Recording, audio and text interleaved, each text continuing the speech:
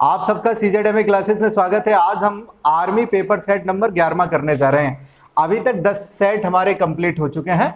तो question number हमारा एक ये रहा, इसमें लिखा है यदि लॉग इसका बेस आपका 10 है, यहाँ x बराबर a, तो पूछता है आपसे कि x का मान क्या होगा। कई बार इस क्वेश्चन को कर लिया गया है, पहले भी आपको बताया गया था। जब आप यहाँ से लॉग को रिमूव करेंगे, हटाएंगे, तो आप क्या करेंगे, जो इसका आधार होता है, जो भी इसका आधार है उसको दूसरी तरफ ले जाइए। इधर आपका आधार क्या था, तो 10 था, 10 इधर लिख लिया। और जो आपका इधर लिखा है RHS में, इसको पावर के रूप में लिख दीजिए, यही आपका आंसर होगा। फिर से सुन लीजिए, जो आपका बेस होता है, आधार होता है, इधर लिखना पड़ता है। इधर RHS में जो भी है इसको पावर के रूप में लिख दीजिए। ये आपका x का मान रहा। क्वेश्चन नंबर 1 होता है कंप्लीट। अब क्वेश्चन नंबर 2 की तरफ चलते हैं। तो दूसरा हमारा प्रश्न ये है, इस प्रकार से गुणनखंड आपको बताने हैं। 4k² - 4k + 1 के गुणनखंड बताइए। इसको 0 के इक्वल रखिए। आप क्या करेंगे, 4 × 4 जानते हैं अच्छे से, 2 और 2 आपके गुणनखंड बन गए। 4k² - 2k - 2k + 1 = 0। 2 2 बना लीजिए यहाँ जोड़ों के रूप में। तो आप ले लेंगे कॉमन 2k, तो आपका आंसर होगा 2k - 1। इधर -1 कॉमन, 2k - 1। तो आपके गुणनखंड कुछ ऐसे आए, 2k - 1 2k - 1। ये आपका आंसर रहा। आप चाहें तो इसका होल ऑफ स्क्वायर लिख सकते हैं, एक ही बात है।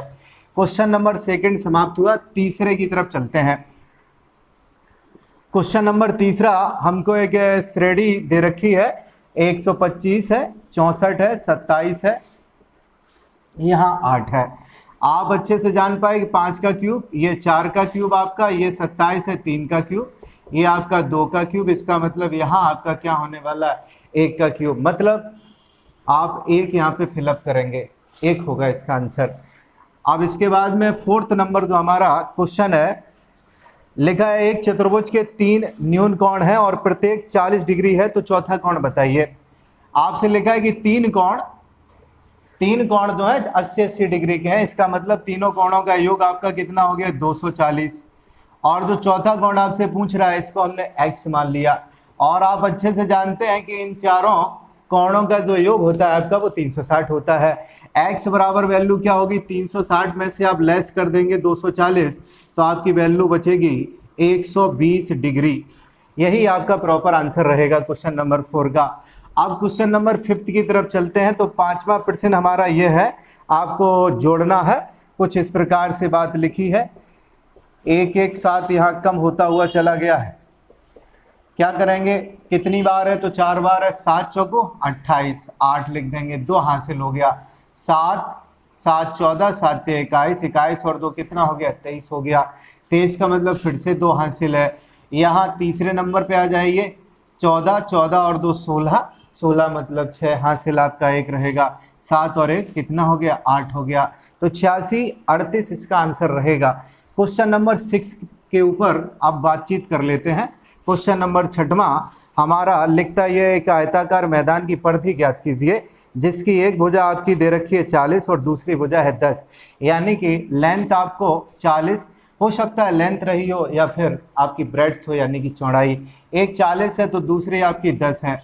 पेरीमीटर बताना है आयत का, तो आयत का परिमाप होता कितना, आयत का परिमाप बराबर 2 लंबाई प्लस चौड़ाई, ये होता है 2। L और B को जोड़िए तो आपका 50 आएगा। 50 का 2 में गुणा करिए तो आपका आंसर 100 सेंटीमीटर रहेगा। क्वेश्चन नंबर अब आपका है 7वां, रेलगाड़ी से संबंधित है। इसमें उसने लिखा है एक रेलगाड़ी 36 किलोमीटर प्रति घंटे की रफ्तार से चल रही है, एक खंभे को पार करने में 25 सेकंड लगाती है, तो रेलगाड़ी की लंबाई मीटर में बताइए। आप बहुत अच्छे से जानते हैं, अगर कोई रेलगाड़ी पार करती है खंभे को, किसी खंभे को पार करे, पेड़ को पार करे या मानव को पार करे, तो इसमें एक ही कंसेप्ट होता है। इसमें जो दूरी लिखनी पड़ती है, वो रेलगाड़ी की जो भी लंबाई होती है वही आपको दूरी के स्थान पे लिखना पड़ता है। ये आपका खंभा रहा। अगर ये आपका खंभा है तो ये पार कब कर पाएगी, जब रेलगाड़ी अपने बराबर डिस्टेंस कवर करेगी तब पार कर पाएगी। तो आपको गिवन है, फॉर्मूला आप अच्छे से जानते हैं, चाल बराबर दूरी बटे समय। तो चलने का काम कौन करेगी, तो ट्रेन करेगी। तो चाल उसकी है कितनी, 36 किलोमीटर प्रति घंटा। लिख रहा है कि गाड़ी की लंबाई बताइए, तो हमें पता नहीं है, यानी कि डी होगी। और इस तरफ लिखा है 25 सेकंड लगते हैं। सबसे पहले आप करेंगे क्या, इस किलोमीटर प्रति घंटा को चेंज करेंगे। कैसे आप चेंज करेंगे, तो 5/18 का मल्टीप्लाई आपको करना पड़ेगा। यहीं पे हम मल्टीप्लाई कर देते हैं 5/18 का, ये मीटर प्रति सेकंड आपका बन गया। सेकंड से सेकंड कैंसिल, 18 दूना आपका 36 हो गया, ये 25 है, 5 दूना 10 यानी कि 250 मीटर। ये रही आपकी ट्रेन की लंबाई। अब क्वेश्चन नंबर 8वां हमसे लिखा है, उसमें लिखा है 25 टोकरी, यानी कि जो वर्क है आपका वो 25 है, 35 दिनों में तैयार करती है। तो फॉर्मूला आपका होता है MDH/W। जो काम है वो काम आपका कितना है, 25 टोकरी बना रही है स्मिता, और कितने दिन लेती है, 35 दिन लेती है। काम जो होता है उसे आप नीचे लिखिए। इसके बाद में लिखा है 110 टोकरी के लिए, यानी कि अगर काम 110 टोकरी बनाना हो तो कितने दिन लगेंगे, ये आपसे पूछा गया है। आसान सी बात है, 5 से काटेंगे और ये आपका 22 हो जाएगा। 5 से जब काटेंगे, 5 सत्ते 35, 22 का आप मल्टीप्लाई करवाएंगे किसमें, 7 में, तो आपका कितना बनेगा, 154 बनेगा। कर लीजिए, 154 ही आएगा। दिन आपको लगेंगे कितने, 154। अगला जो हमारा क्वेश्चन है, इसमें लिखा है एक तोता 28.40 रुपये में बिक्री के लिए रेडू 25% लाभ कमाती है, बिक्री कर देती है 28.40 रुपये में, तो तोते का क्रय मूल्य बताइए। तो आपसे सीपी पूछा गया है तोते का। क्वेश्चन नंबर 9 है, सीपी आपसे पूछ रहा है क्रय मूल्य आपका क्या होगा। यदि सेलिंग की बात कर लें 28.40 रुपये रही है, और प्रॉफिट आपका रहा है, प्रॉफिट परसेंटेज है 25%। कैसे करेंगे, तो फॉर्मूला आप अच्छे से जानते हैं, प्रॉफिट परसेंट बराबर SP minus CP upon CP गुणे 100। यही तो होता है, कई बार बताया गया है। SP आपका है 28.4, CP आपको निकालना है तो X मान लीजिए CP को, गुणे यहाँ पे 100 है, और इधर आपका लिखा है 25। आप क्या करेंगे, इस 25 से इस 100 को काटेंगे, आपका 4 आएगा। इधर आपका x बना रहेगा, 4 का मल्टीप्लाई कराइए तो माइनस के 4x, 4 चौको 16 हो गया, 4 32 हो गया, 32 और 1 33, और इसके बाद में 3, 4 दूना 8, 8 और 1 8 और 3 आपका कितना हो गया, 11 हो गया। अब आप क्या करेंगे, अब आप पक्षांतर कर लेंगे, तो ये आपका बनेगा कितना, 5x इक्वल टू 113.6। 0.6 को आप हटा दीजिए, पॉइंट जो है हटा दीजिए, अपॉन में 10 लिख दीजिए। इधर आपका कितना है, 5 है, मल्टीप्लाई आप करवा दीजिए, आपका आंसर हो जाएगा। बड़ी आसानी के साथ हम कह देंगे 5 का जब आप भाग लगाएंगे, 5 दूना आपका हो गया कितना, 10 हो गया, यहाँ 1 बचेगी, 5 दूना 10, 5 सत्ते 35, दशमलव आप लगा देंगे, और 5 दूना 10, अपॉन में आपका कितना है, तो 10 है। आप अगली लाइन क्या करेंगे, तो आप इस 10 को हटाएंगे, जब 10 को हटाएंगे, एक अंक और आपका दशमलव का खिसकेगा, तो आपका आंसर आने वाला है 22.72 रुपया। ये होगा आपका CP। अब क्वेश्चन नंबर 9 के बाद में आपका 10वां जो प्रश्न है वो कुछ इस प्रकार से कह रहा है, 4 क्रमागत पूर्णांकों का योग आपका 266 है। क्रमागत है तो पहला आप मान लीजिए पूर्णांक x है, और इसमें एक ऐड करेंगे तो x + 1 होगा अगला, फिर x + 2 होगा, और इसके बाद में x + 3 होगा। कह रहा है कि सभी का योग 266 है। इन सब का जब आप योग कर देंगे तो इसका वैल्यू आपका 266 है, तो जब ऐड करेंगे तो ये आपका 4x आएगा।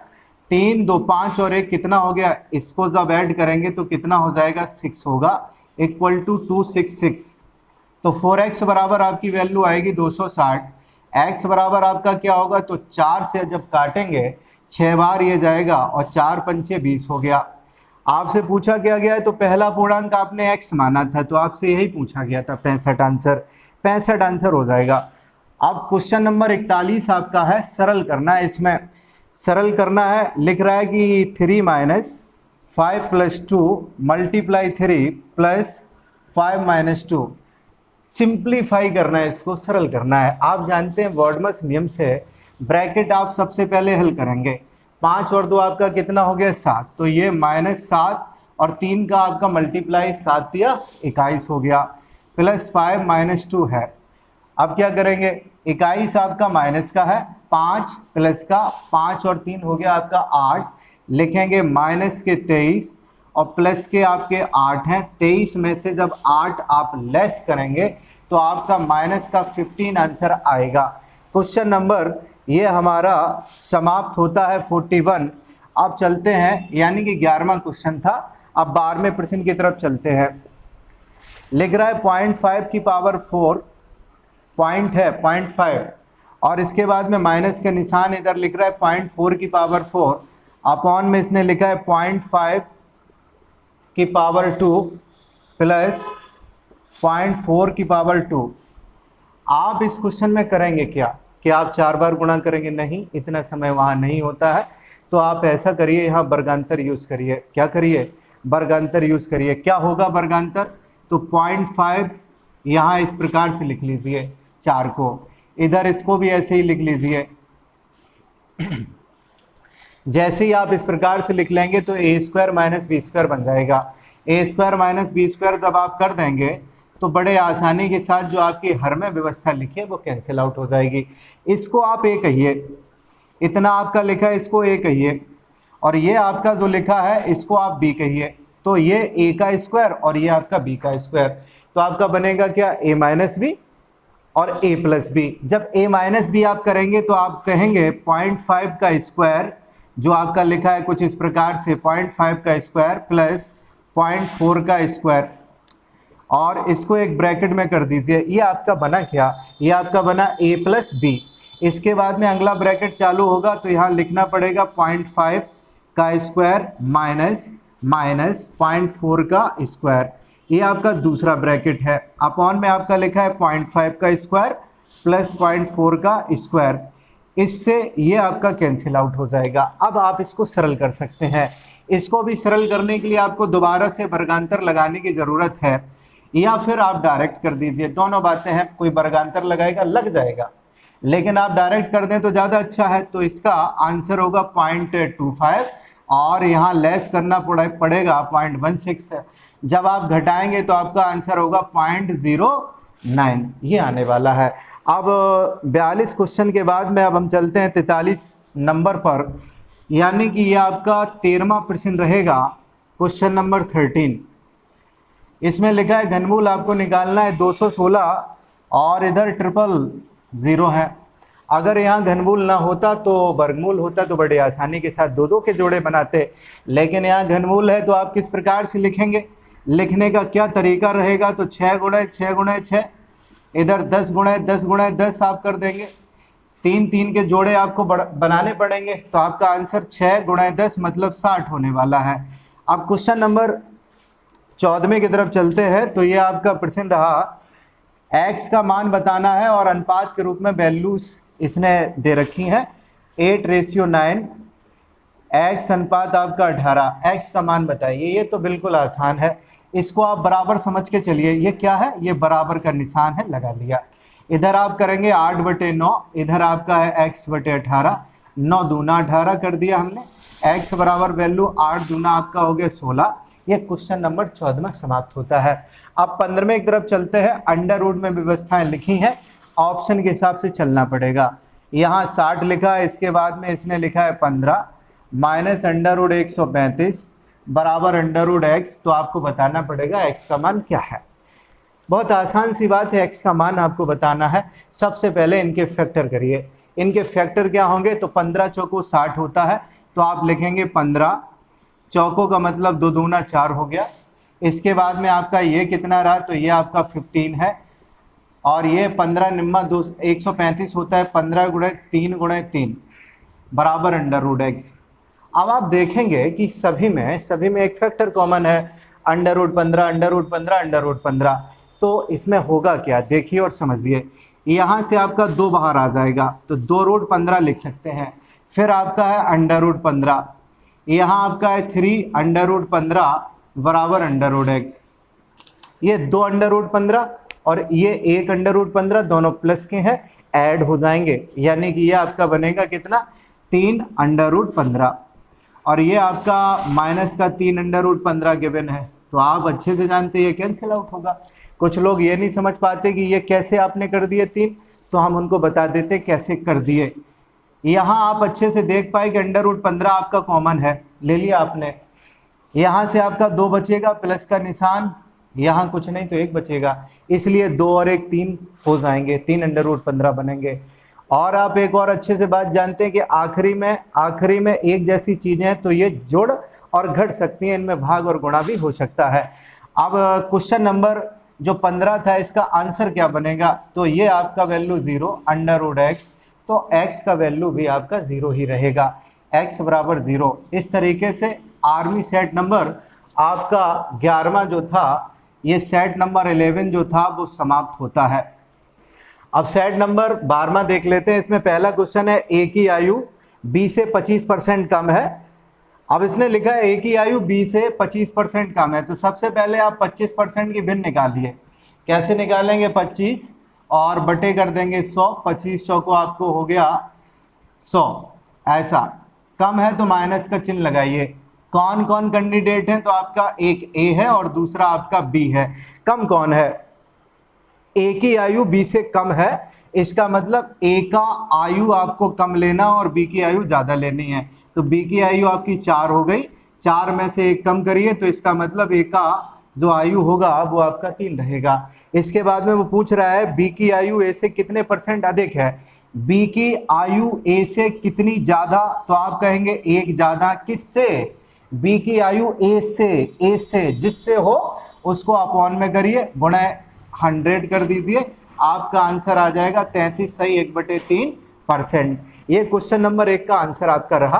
अब क्वेश्चन नंबर 2 की तरफ हम लोग चलते हैं। इसमें वो लिख रहा है हिमांशी और प्रियंका की आयु में 3:5 का अनुपात है यदि दोनों की आयु का योग 80 वर्ष है। इसने लिखा है एक तरफ हिमांशी है और दूसरी तरफ प्रियंका, एक की आयु 3 है और एक की आयु 5 है। अब वो कह रहा है कि दोनों की आयु का योग यानी कि 3 और 5 मिलकर आपका 8 हो गया। 8 = 80 है, 8 बराबर 80, तो 1 बराबर वैल्यू आपकी कितनी रहेगी? तो 10 वर्ष रहेगी। अब इसके बाद कहता है 10 वर्ष बाद हिमांशी की आयु तथा प्रियंका की आयु बताइए। तो हिमांशी की वर्तमान आयु आपकी कितनी है? ये आपकी वर्तमान आयु, तो 1 बराबर जब 3 तो 3 बराबर आपका कितना होगा? 30 हो जाएगा। ये किसकी उम्र रही? तो ये हिमांशी की उम्र रही। इसके बाद में अगर बात करें प्रियंका की, तो प्रियंका आपकी 5, 1 बराबर 10 तो 5 बराबर आपका कितना हो जाएगा? ये 50 वर्ष हो जाएगा। 10 साल बाद क्या होगा? 10 साल बाद इन दोनों की उम्रें 10-10 साल बढ़ जाएंगी। तो 10 वर्ष बाद यहाँ लिखेंगे 10 वर्ष बाद हिमांशी आपकी हो जाएगी 30 में 10 जोड़ेंगे तो 30 + 10 बराबर 40 वर्ष। और प्रियंका की अगर बात करेंगे तो 50 + 10 बराबर वैल्यू आपकी होगी 60 वर्ष। ये आपके आंसर रहे क्वेश्चन नंबर 2 के। कुछ नहीं था, हिमांशी प्रियंका 3:5 के अनुपात में इनकी आयु थी। इनकी आयु का योग 80 था, यानी कि आप जोड़ेंगे तो 8 बराबर 80, 1 बराबर आपका 10 हो गया। तो हिमांशी आपकी 3 यहाँ पे है, 3 यूनिट, तो 3 यूनिट में है, इसकी वैल्यू आपकी 30 हो जाएगी। प्रियंका की आपकी उम्र 50 होगी। 10 साल बाद दोनों की उम्रें बढ़ेंगी, इसका मतलब ये 30 से 40 साल और प्रियंका 50 में 10 ऐड करेंगे तो 60 साल की हो जाएगी। क्वेश्चन नंबर 2 के बाद में 3 की तरफ चलते हैं। तीसरा प्रश्न हमारा लिखा है, एक आपको सीरीज गिवन है 5 + 8 + 11, यहाँ 14 है और कह रहा है कि 22वें पद का योग बताइए। 22वें पद का योग तो आप अच्छे से जानते हैं, आप चेक करेंगे ये सीरीज आपकी कैसी है, एपी है या फिर जीपी है। एपी का मतलब होता है अर्थमेटिक प्रोग्रेशन यानी कि समांतर श्रेणी, और जीपी का मतलब होता है गुणोत्तर श्रेणी। अगर समान अंतर हैं आपके तो आप कहेंगे ये एपी है। 5 में आप ऐड करें 3 तो 8 बनेगा, 8 में 3 ऐड करें तो 11 बनेगा, 11 में 3 ऐड करें तो आपका 14 बनेगा। तो इसका मतलब ये आपकी सीरीज आपने तय कर ली, ये आपकी एपी है, समांतर श्रेणी है। अगर समांतर श्रेणी है तो इसमें फॉर्मूला आपका क्या होता है उसको बता देते हैं जल्दी से। ए बराबर आपकी वैल्यू 5 हो गई, पहला पद ए बोला जाता है। इनके 2 पदों के बीच में जो आपका अंतर है उसको हम लोग सार्वंतर बोलते हैं, वो आपका कितना है? तो 3 है। कौन से पद की बात कर रहे हैं? तो आपको बताना है 22वें पद के लिए। इनके बीच में किसका निशान लगाए? तो प्लस का। तो फॉर्मूला आपका क्या होगा? Sn बराबर n/2 2a + n - 1 × d। S का मतलब सम है, n पदों का जो सम, n के स्थान पे आपका कितना है? तो 22 है। a का वैल्यू पता, इसके बाद में आपको वैल्यू पता है डी का, सभी को आप पुटअप करिए, वैल्यू को रखिए। n बराबर 22, 22/2 का मतलब 11 होगा, 22/2 का मतलब 11 होगा। एक ही स्थान पे आपका 5 है तो 5 दूना 10 हो गया। n-1 मतलब 22 - 1 21 होगा, 21 में 3 का गुणा तो 63 होगा। वैल्यू आपकी ये हो गई 73, 11 से मल्टीप्लाई करिए, 11 तिया 33, 11 सत्ते 77, 77 और 3 आपका कितना हो गया, 80 हो गया। ये आपका 803 आंसर रहा क्वेश्चन नंबर तीसरे का। इसके बाद में क्वेश्चन नंबर आपका चौथा है। चौथे प्रश्न में आपको गुणनखंड बताने हैं। लिख रहा है 5x² - 32x + 12। करेंगे क्या आप, तो 12 और 5 के ऐसे गुणनखंड आपको करने हैं जिससे 32 आपका बन जाए। 12 का मतलब 2 दूना 4 तिया 12 और इधर 5 करेंगे तो होगा क्या, 5 तिया 15, 15 दूनी 30 और 30 और 2 आपको मिलके बनाने हैं कितने, 32 बनाने हैं। आप इसको इस प्रकार से लिखेंगे। अभी आपको बताया था, क्या बताया था, आपने करने हैं 30। 30 का मतलब आपका हो गया 2 दूना 4 तिया 12 और इधर क्या होगा 5 होगा ये वाला, तो 5 तिया 15, 15 दूना 30। इधर लिखेंगे 30x माइनस का 2x प्लस का 12। इस प्रकार से आपको लिखने हैं। यहाँ से वैल्यू कॉमन होगी आपकी कितनी, तो यहाँ वैल्यू आपकी कॉमन होगी कितनी, 5x कॉमन ले लीजिए, बचेगा क्या, तो x - 6 बचेगा। माइनस का 2 कॉमन ले लीजिए, x - 6 बचेगा, x - 6 और एक ब्रैकेट में 5x - 2। ये आपके गुणनखंड रहेंगे। क्वेश्चन नंबर आपका समाप्त होता है चौथा। इसके बाद में क्वेश्चन नंबर हम लोग चलते हैं सीधे 5वें की तरफ। तो क्वेश्चन नंबर 5वां आपका लिखा है, एक समबाहु त्रिभुज का परिमाप आपका 18 है और इसके बाद में क्षेत्रफल आपको बताना है। तो समबाहु त्रिभुज में होता क्या है खास, इसको पहले जान लीजिए। ये आपका समबाहु त्रिभुज रहा और समबाहु त्रिभुज में सभी भुजाएं आपकी बराबर होती हैं। मान लीजिए ये A है तो ये सभी भुजाएं इसकी तीनों बराबर होंगी। अब परिमाप का मतलब होता है सभी चारों तरफ की माप। जब चारों तरफ की आप माप करेंगे तो तीनों भुजाओं का योग आपका 3A होगा और इक्वल टू आपके 18 के हो जाएगा। A बराबर यानी कि भुजा A बराबर वैल्यू आपकी 6 आई। इसका फॉर्मूला होता है समबाहु त्रिभुज का क्षेत्रफल जो होता है, एरिया जो होता है √3/4 गुणे भुजा स्क्वायर। भुजा आपकी कितनी है, 6 है, तो 6 गुणे 6 कर दीजिए, 2 दूना 4, 2 × 6 और ये 2 × 6, 3 × 9 √3। अगर सेंटीमीटर में तो सेंटीमीटर आप स्क्वायर कर लिखिए, यहाँ वर्ग सेंटीमीटर आपका आंसर होगा। क्वेश्चन नंबर 5वां आपका होता है कंप्लीट। अब छठे प्रश्न की तरफ चलते हैं। इसमें लिख रहा है एक आयत की लंबाई चौड़ाई से 3 गुना अधिक व 6 मीटर कम है, जिसका परिमाप 148 मीटर है, तो लंबाई एवं चौड़ाई ज्ञात कीजिए। लेंथ और इधर रही आपकी ब्रेड्थ। आपने मान लिया ये आपका x है, इसमें लिखा है कि लंबाई चौड़ाई से 3 गुना, तो चौड़ाई से 3 गुना मतलब अगर ये x है तो ये आपका 3x हो गया। 3 गुने से 6 कम है तो 3x - 6 कर दीजिए।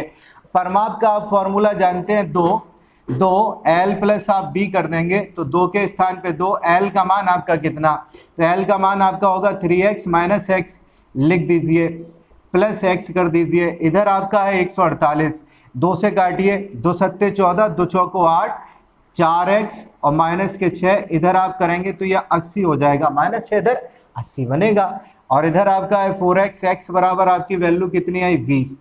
अब वो पूछता क्या है, वो पूछता है बताइए लंबाई एवं चौड़ाई बताइए। तो चौड़ाई आपकी कितनी है, चौड़ाई आपकी कितनी है x, तो इसका मतलब ये आपकी चौड़ाई रही।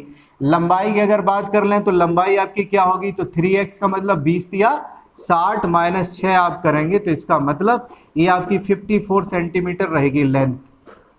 क्वेश्चन नंबर 6 होता है कंप्लीट। अब 7 की तरफ चलते हैं। तो प्रश्न संख्या हमारी 7वीं लिखिए कि एक गोलाकार गुब्बारा जिसमें हवा भरने से इसकी त्रिज्या 2 गुनी हो जाती है, इसका आयतन व भुजा कितनी गुना बढ़ जाएगी, आयतन कितना गुना बढ़ जाएगा। देखिए किस प्रकार से करेंगे। सबसे पहले लिखेंगे कि शुरुआत में त्रिज्या हमारी r है, इनिशियल प्रारंभ में मान लेंगे त्रिज्या हमारी कितनी है, 1 है, 1 सेंटीमीटर मान लेते हैं। अब दुगना तिगुना तो तभी कर पाएंगे जब आपको पता है कि पहले त्रिज्या कितनी थी, तो मान ली हमने 1 से कैलकुलेशन आसान होगी। तो प्रारंभिक आपका आयतन कितना हो जाएगा, गोलाकार है तो 4/3 पाई r क्यूब, 1 का क्यूब करिए तो वैल्यू आपकी आएगी 4/3 पाई। अब अंतिम की अगर बात करें तो r वो कहता है कि r को दुगना कर दिया जाए, त्रिज्या दुगनी कर दी जाए। तो r बराबर जब आप 2 कर देंगे तो वॉल्यूम आपका कितना हो जाएगा, 4/3 पाई 2, 2 का क्यूब, तो 2 का क्यूब आपका कितना होगा, 8 होगा।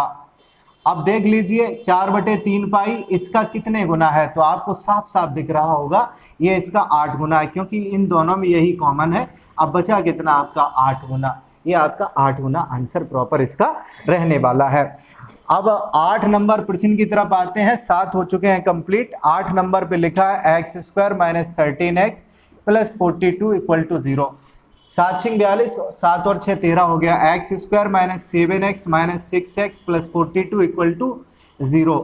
x कॉमन लीजिए, x - 7 - 6 यहाँ कॉमन, x - 7, आपका आंसर होगा x - 7 x - 6, ये आपका आंसर हो जाएगा क्वेश्चन नंबर 8 का। अब 9वें प्रश्न की तरफ चलते हैं। तो क्वेश्चन नंबर 9 हमारा लिख रहा है कि tan थीटा बराबर, उसने गिवन किया है tan थीटा बराबर 12/13। आपसे पूछता है sin theta plus cos theta, sin theta plus cos theta बटे cos थीटा माइनस के sin थीटा, ये पूछता है आपसे। आखिरकार साइन की वैल्यू क्या होगी, तो tan थीटा बराबर आपका फॉर्मूला होता है sin थीटा बटे cos थीटा, ये होता है फॉर्मूला tan थीटा बराबर। साइन की वैल्यू आपकी सामने मिलेगी, ये 12 है, cos की वैल्यू आपके सामने मिलेगी, ये 13 है। तो साइन की वैल्यू आपकी 12, cos की वैल्यू 13, cos थीटा बराबर 13 - 12, तो ये आपका जोड़ के 25, 25/1 का मतलब 25 ही होता है। क्वेश्चन संख्या हमारी 10 कंप्लीट होती है। अब 11वें की तरफ हम लोग चलते हैं। तो क्वेश्चन नंबर हमारा 11वां है, एक 60 मीटर लंबे 6 मीटर चौड़े बरामदे को ढकने के लिए 10 डेसीमीटर गुणा 9 डेसीमीटर के कितने पत्थर लगाने पड़ेंगे। सबसे पहले आप करेंगे क्या, सबसे पहले आपको एरिया बताना पड़ेगा कहाँ आपको पत्थर लगवाने हैं। तो पत्थर हमें लगवाने हैं 60 मीटर गुणा 6 मीटर लंबे, चौड़ा जो बरामदा है 60 मीटर लंबा है, 6 मीटर चौड़ा है, इसका मतलब आपके पास में ये एरिया है। अब एक पत्थर की डायमेंशन क्या है, तो एक पत्थर की डायमेंशन है 10 डेसीमीटर, इसकी लेंथ है डेसीमीटर, और 9 डेसीमीटर आपका ये इसका क्या है, चौड़ाई है। ये सब आपको बनाने पड़ेंगे मीटर में। तो डेसी का मतलब आपका कितना होता है, तो 1/, करके लिखेंगे। यहाँ आपका जो मल्टीप्लाई होगा कुछ इस प्रकार से होगा, 60 गुणा 6, इसके बाद में यहाँ लिख रहा है 10 गुणा आपको 9, कितने लगेंगे पत्थर तो हमको ये पता नहीं है, अपॉन में आप 10-10 कर लेंगे मीटर बनाने के लिए, कर लिए। एक 0 से एक 0 आपकी कैंसिल हो गई। यहाँ 9 लिखा है तो 3 तिया 9, 3 दूना 6, 3 तिया 9, 3 दूना 6 इधर हो जाएगा। तो आपको आंसर बताना है तो कैसे आएगा, 2 दूना 4 और इधर डबल 0 आप कर लेंगे, तो कितने पत्थर लगाने पड़ेंगे, आपका आंसर हो जाएगा 400। ये अपॉन 10 आपको समझ में आ जाने चाहिए, डेसी लिखा है, डेसी का मतलब होता है 1/10, इसलिए हमने यहाँ पे 10 लिखा है अपॉन में, तो आपका आंसर होगा 400। अब क्वेश्चन संख्या 12वें की तरफ चलते हैं। तो 12वें में लिखा है यदि दो संख्याओं का योग 97 है, तो दोनों संख्याएं हमने मान ली x और y है, इनका योग 97 है, अंतर आपका 37 है, तो दोनों का अंतर हमने कर दिया 37 है। इसको काट दीजिए, इनको जोड़ दीजिए, तो आपका यहाँ पे कितना होगा, 134 होगा। कर दिया हमने, x बराबर 6 और 7 यानी कि 67 आ जाएगा। x बराबर 67, उनका गुणनफल पूछ रहा है, 67 वैल्यू आप यहाँ पे पुटअप कर दीजिए, यानी कि y का मान आपका होगा 97, यहाँ 97 माइनस आपको y करना है, यानी कि 67 करने हैं, तो वैल्यू आपकी कितनी आएगी, तो यहाँ पे 30 आ जाएगी। अब इन दोनों का गुणनखंड यानी गुणनफल करना है, x इंटू वाई करना है, 67 × 30 कितना होगा, 3 सत्ते 21 हो गया, 2 3 18, 18 और 2 कितना हो गया 20, यानी कि 20-10 इसका आंसर रहेगा। क्वेश्चन नंबर 13वें की तरफ चलते हैं। इसमें लिखा है एक व्यापारी सामान का दाम 20% लागत से अधिक लिखता है, वह ग्राहक को कितनी छूट देता है और 8% का लाभ कमाता है। छूट का परसेंटेज बताइए। क्रय मूल्य से वो 20% अधिक अंकित करता है, यानी कि क्रय मूल्य आपका 100 है, तो इसका मतलब इसने अंकित कितना किया, मार्क आपने इसका आइटम किया है 120 का। अब वो कहता है कि 8% की छूट देता है, 8% का लाभ कमाता है, तो बताइए छूट कितनी दी। 8% का लाभ, प्रॉफिट 8% का, इसका मतलब वो सेल कर रहा है आपका 108 में, 100 रुपया खरीद मूल्य, 20% ज़्यादा, अंकित कर दिया, मार्किंग उसने की है 120 रुपए की। इसके बाद में कह रहा है कि 8% उसने प्रॉफिट कमाया। प्रॉफिट कमाया इसका मतलब सेलिंग प्राइस उसका 108 है। कितनी छूट दी? 120 की मोहर लगाई, इसके बाद में 108 का बेचा, इसका मतलब उसने 12 रुपए छोड़ दिए। अब छोड़ेगा किस पे? तो छोड़ेगा ना अंकित मूल्य पर, जिसकी मोहर है उसी के ऊपर छोड़ेगा। तो 12/120 गुणा 100 कर दीजिए, 10 ये कैंसिल, 12 से 12 कैंसिल, तो आपका आंसर कितना आएगा? 10% की उसने छूट दी, यानी कि डिस्काउंट आपका है कितना? 10%। क्वेश्चन नंबर अब 14वें की तरफ चलते हैं। सेकंड लास्ट हमारा इस क्वेश्चन है सेट नंबर 12 का। लिखता है a + b = 9 और इसके बाद में ए बी बराबर आपका 20। तो बताइए a² + b² बराबर व्हाट? क्या होगा? कुछ नहीं है, बहुत आसान है। ए की वैल्यू आपको लिखनी पड़ेगी, आपको ए की वैल्यू 5 और बी की वैल्यू आप 4 मान लीजिए। 5 और 4 9, वैलिड दोनों इक्वेशन है। तो 5 का स्क्वायर 25, 4 का स्क्वायर 16, जब आप जोड़ेंगे तो इसका आंसर 41 रहेगा। तो इसका आंसर आपका कितना हो गया? 41। क्या किया हमने? 20 के गुणनखंड कर लिए 5 और 4। अब 5 और 4 यहाँ पे पुटअप कर दीजिए, 9 बन रहा है। तो कह देंगे ए का वैल्यू 5, बी का वैल्यू 4 हो सकता है। ऐसा भी हो सकता है ए का वैल्यू 4 रहे, बी का 5, लेकिन आंसर के ऊपर कोई फर्क नहीं पड़ेगा। अंतिम प्रश्न सेट नंबर 12 का ये रहा आपके सामने। लिखता है कि n भुजाओं वाले बहुभुज में कितने विकर्ण होते हैं? इसका फॉर्मूला याद रखिए। फॉर्मूला होता है विकर्णों की संख्या बराबर n(n-3/2। ये आपका आंसर है क्वेश्चन नंबर 15 का। इस तरीके से सेट नंबर 15 कंप्लीट।